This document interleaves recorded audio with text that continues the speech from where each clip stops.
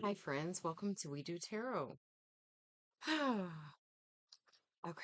Sorry, I had to get shifty with some things. Okay. So let's do a reading about, let's say that this is a little bit about like finances and career and business and things like that. Okay. And so we are using the Gold Foil Tarot deck to get into that because we all crave gold, right? We all want to win the lottery, but it's like, I guarantee you that's not really what we want. What we really want is a lot of money that we can share with the people that we love. Because when you win the lottery, you do not feel that you earned it or that you're familiar with it. And we all know this stuff and it doesn't stop us from wanting it. So fine. It's fine. Okay. But what we're going to do is we're going to live through our normal life anyway, because that's the only options that we have. All of these? All of these? Okay. All right. And just maybe one more. Let's see. This one. Okay. All right. Let's see what's at the bottom. Ace of Wands. Okay. So, Ace of Wands is like, it's an exciting, new, fiery, um, passionate delivery from God, from the animator. Okay.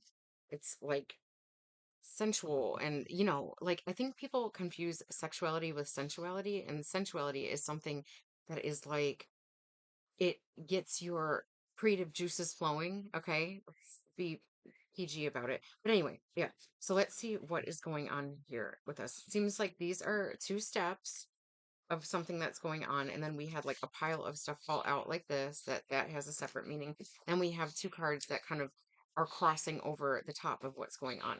So what's going oh my god, oh my god. Okay, you have a self-imprisonment because there is like a boss outside of you or a boss inside of you. I mean, really, it's all one and the same. It's like as within, so without. Do you hear that, crow?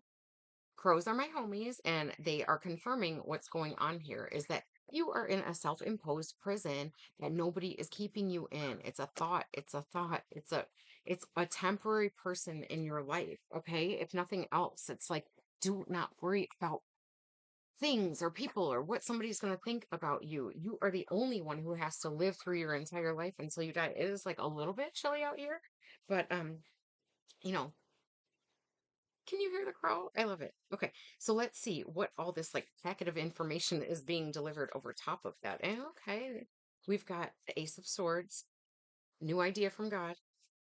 We've got the Three of Wands, waiting for your ships to come in based on like the wand that you are holding onto of creativity. Okay, it brings in new money.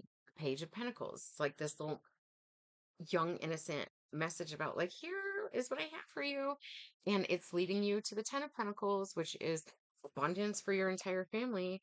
But it's like, so there's four cards that are covering over the other two cards. It's like, look at how much more important this stuff is than this feeling of self-imprisonment within your thoughts about like, when are people going to think about me? The crow is really sounding off about this. So the thing that's crossing it is Eight of Cups and Six of Pentacles. It's like the Eight of Cups is finally moving forward after so many things have disappointed you emotionally. It's like you've given so much of yourself to it. And then finally one day you're going to realize like I can't take it anymore. I cannot take it anymore. I am not fulfilled. And there's nothing more than my thoughts that are keeping me trapped in this stupid freaking job. Or it is like you don't even have to move from the job that you're in. You just have to move from the mindset of what you're in. And like, because you're not getting what you're giving. You're not getting what you're giving. Okay. The only way that you're going to is if you move forward out of this emotional rut of like where you feel like it's like this mental and emotional sandwich that is like the the problems are the bread, but the good stuff is all the stuff that's inside that you need to like, it's in there. Okay? You know it's in there. So you need to be okay with the fact that thoughts are going to exist no matter what. but your emotions are really the things that flow so much through you because they're represented by water. And if you want to get your emotions moving faster, spend more time in water, literally. Take more showers, take more baths, go into a sauna, consume tons and tons of water, okay? Just for the purposes of clearing out what is like stuck and trapped in your system. It's old stuff. You need to get rid of it. And that is the main benefit of water. So when they talk about like drinking 8 glasses of water a day, I don't give a shit how many glasses you drink a day. I don't care how slow or how fast.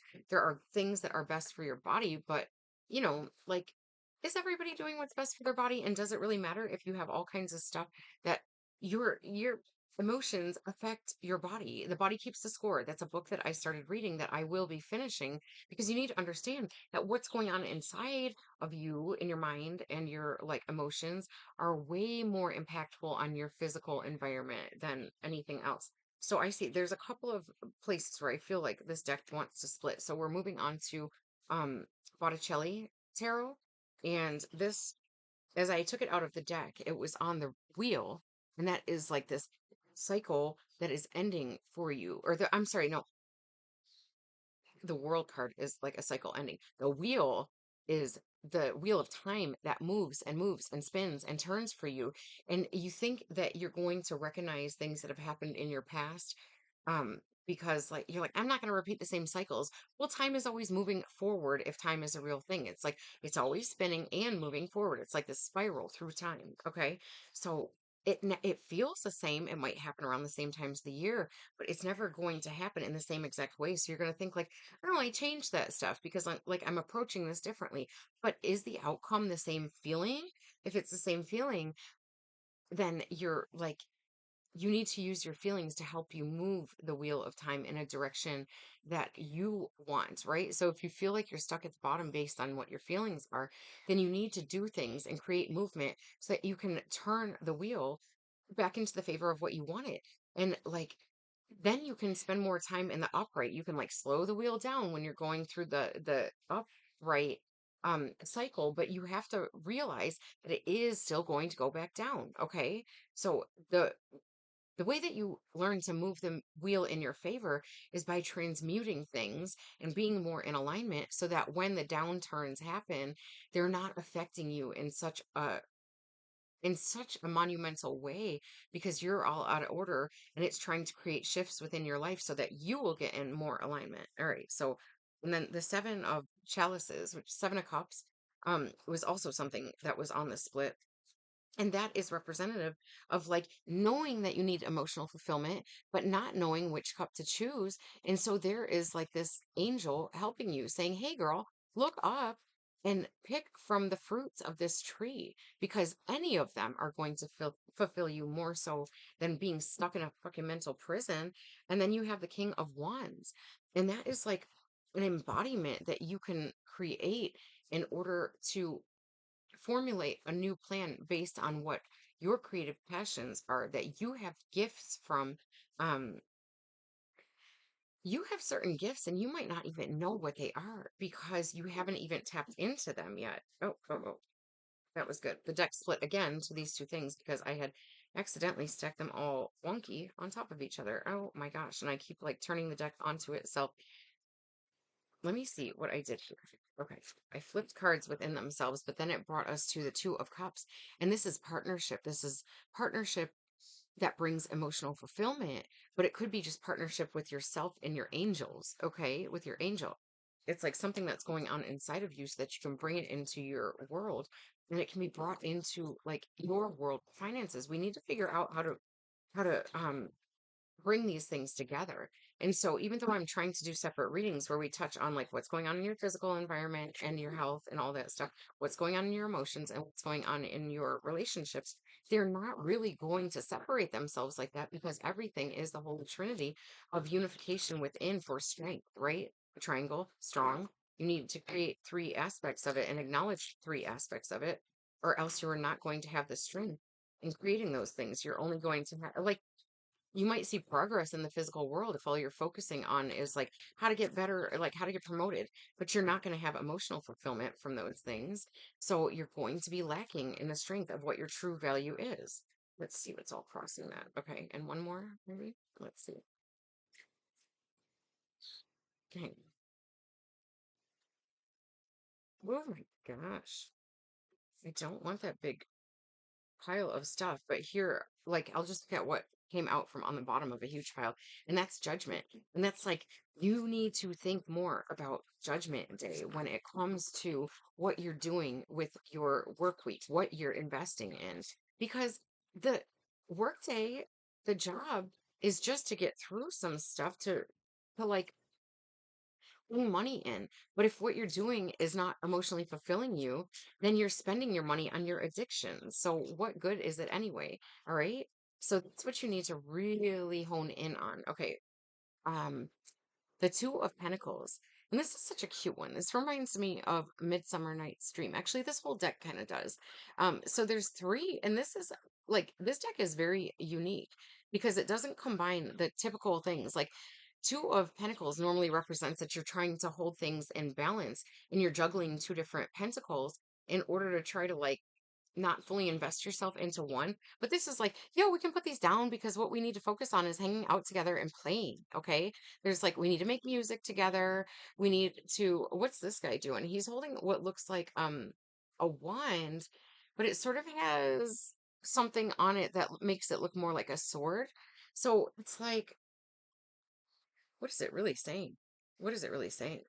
It's like that there are three beings in this, and they are each doing a different thing and just honoring each other for what the person is doing. Like this person is creating sound. This person is not going to battle with that sword right now or the wand or whatever it is because they're taking time to listen. And this one is just admiring the sound, but this is like the most grounded one. It doesn't have its hands on anything except for the earth. Okay. So they don't have to hold onto the pentacles because they're like, you need to put the pentacles down to appreciate each other. That's really what work should be about, is appreciating each other's skills for what they are. And so let's all see what is going on here. Because instead of like taking reversals and reversing the deck on itself, what I'm doing is I'm allowing things to fall out in this way where they feel right. They just feel right. Okay. So this is all the stuff that's in the upright right now. So let's see. We have the Five of Swords, which is it's self-sabotage traditionally, but what it really is in this deck is like she's only carrying one sword because she dropped the rest because Four of Swords represents meditation.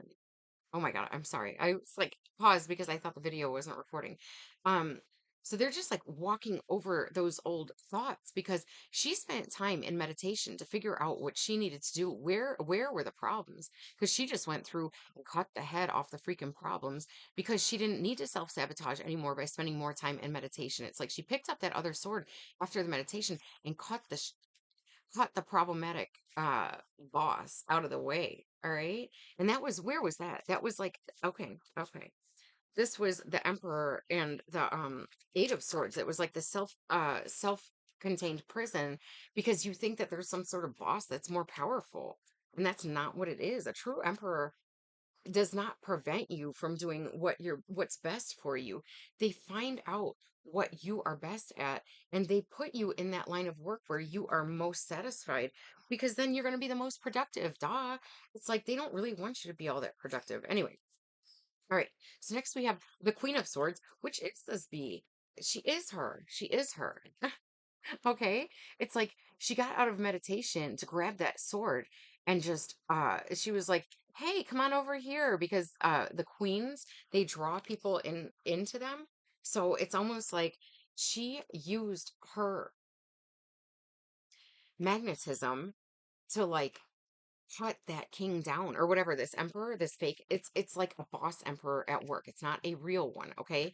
So she was like, "Hey, we should talk about like or maybe like he approached her to try to say like, I'm gonna need you to work on these different things, and she used her intuitive knowledge to speak upon like there's a way that you can speak things into existence by using a feminine appeal instead of a masculine appeal. And the masculine way of speaking is cutting people down with your ego, but the feminine way of doing it is by like complimenting what somebody is doing well because that softens them up.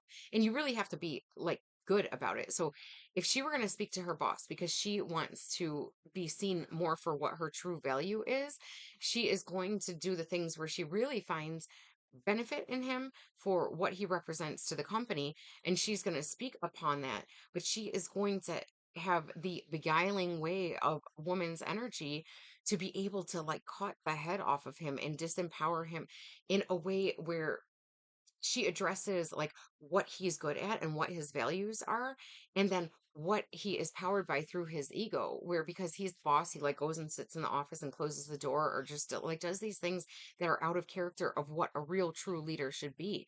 And she is just like using her words to like cut him down and give him a new perspective on things. So yeah, it's cutthroat, but it's in a way of which he can metabolize it well and sort of like look within, because now his head is detached. He can sort of like look within and see, like, oh shit, what have I been doing wrong? Because this valuable woman that like works for me, I've only been admiring her for like the qualities that I sort of see on the surface. And that's why I keep her around. But really, she has so much more value that she can enlighten me with. And then there's the Four of Cups. And this one is about like asking, it's like calling for another cup of emotional fulfillment because what you already have around you is not fulfilling. And then you lead right into the Five of Cups. And that is where, like, instead of there is a traditional Five of Cups is where you're looking at three spilled cups of like where you're kind of having this emotional sadness within you because like normally the Three of Cups is when people are getting together to celebrate and just share time together. But when they're all spilled, you're like, nobody wants to hang out with me, or like my old friend group doesn't like me anymore, or they're not fulfilling. But there's two cups behind the person. So there's like this emotional fulfillment in a partnership that they are not seeing because they're looking at like how sort of something is crumbling around them. But in this deck, it's like they're asking for another cup. They got the other cup and they're like, oh, damn, look at all this emotional fulfillment that I have. And it's coming from change. Five is representative of change. And it's like, oh, we added the one extra cup.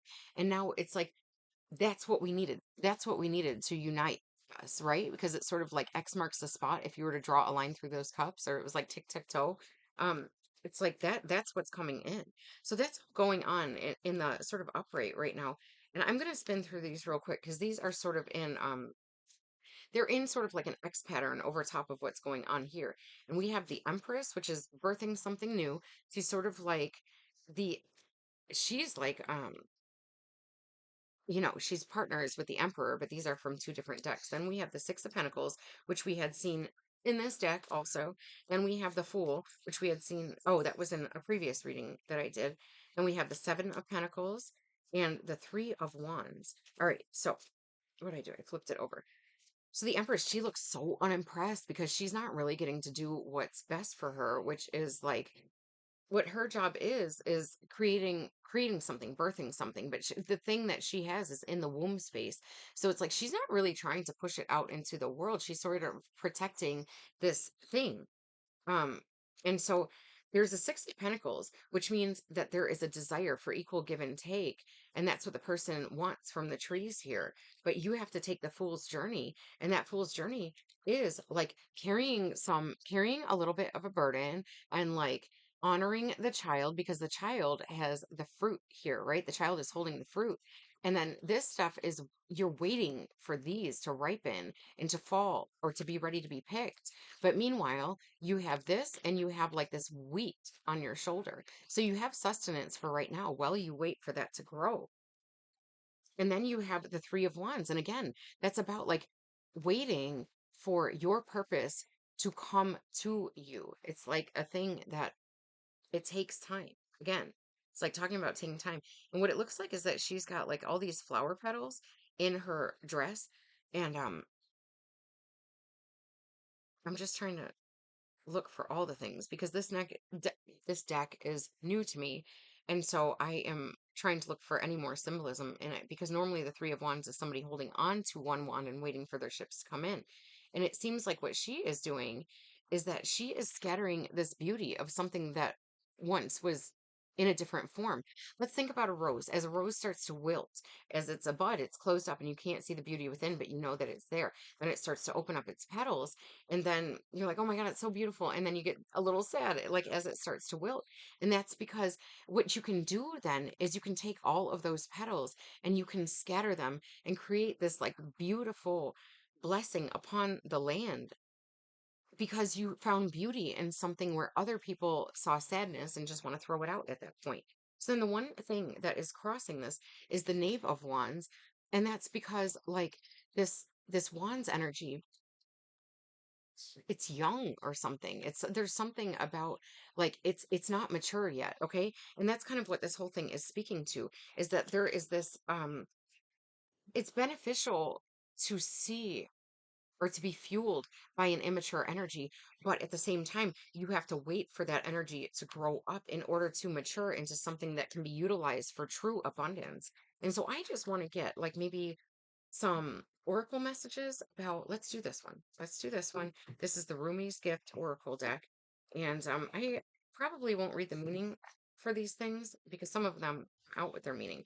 So, yeah, that's confirmed for me by the fact that there is silence at the bottom. So I don't need to tell you what it means. What I'm going to do, and I cut on the unknown. Okay, so we have silence and the unknown. So that is really what's most important right now. All right. But let's see what else wants to come up. That's where that's where things grow. That's where things grow. You don't you don't get to pick an apple just because you watched it grow. You know what I mean? You can't like sit there and watch it grow. You have to like just know that nature has a way of doing things when you can't see it because a lot of the growth happens in the night because the sun is beating down on it during the day and then it's like then when it takes time and it's rest, you got to think about this, right? In terms of like working out, it's like if you're constantly tearing down your muscles, that's not where the growth happens, that's where the tear down happens. So you have to have proper rest and nutrition and fluid and all these different things in order for you to repair and recover. Okay. So at the bottom of the deck, we have a poem, a source, and these are poems from Rumi. And the source is I have seen both worlds and call them one. My place is the placeless, a trace of traceless. I am not the body. I am not the mind. I am the source of life itself. Okay, so that's what it is. If you know Arabic, it's written down at the bottom there in Arabic, I believe. Um, unless it's like Farsi or something like that, because they have three dots, and I don't believe in Arabic they use three dots in their language. Anyway, okay. So again, so we have the unknown, we have the ripening, and that's exactly what I was talking about you have to wait for the fruit to ripen. And then we had like sort of crossing over it. Um, it's like these were in the upright, and then this is sort of like on its tilt. And this is a poem about death. Death. Die in this love. When you die in this love, you become life itself. Die in this love. Become the radiant moon, um, parting the clouds of this and that. The death will gift you with silence. And in silence, you merge with the heartbeat of the unknown. Is that for real? I wish I still had those cards out. Did we not heart it on the unknown and silence? Isn't that where we started out the reading? Dude, that's beautiful enough for me. I don't have to do anything more with that. So, I love you. Enjoy your financial abundance reading. All right. Have a great day.